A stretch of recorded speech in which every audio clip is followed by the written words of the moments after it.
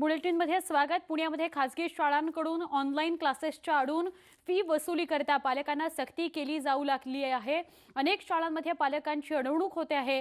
या सगळ्या पार्श्वभूमीवर पुणे शिक्षण मंडळाच्या प्रशासक मीनाक्षी राऊत यांनी संबंधित शाळांना कारवाईचा कठोर इशारा दिला आहे।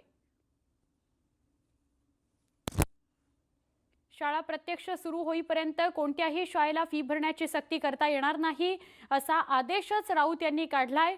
तसंच शाळांविरोधात तक्रारी करण्यासाठी पालकांनी न भीता पुढे यावं असं आवाहन सुद्धा त्यांनी न्यूज 18 लोकमतशी बोलताना केलं आहे।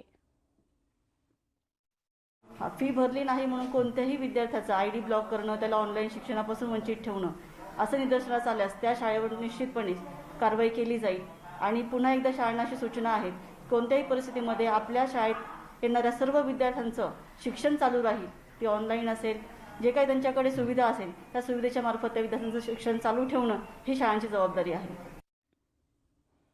विषय अत्यंत महत्त्वाचा आहे आणि म्हणूनच या विषयावर चर्चा घडवतो आहोत। बरोबर 4:30 वाजता म्हणजे हे बुलेटिन संपल्यानंतर कुठेही जाऊ नका, याच विषयावर आपण चर्चा घडवून आणणार आहोत। त्यामुळे त्याकरता फक्त न्यूज 18 लोकमत नक्की पहा।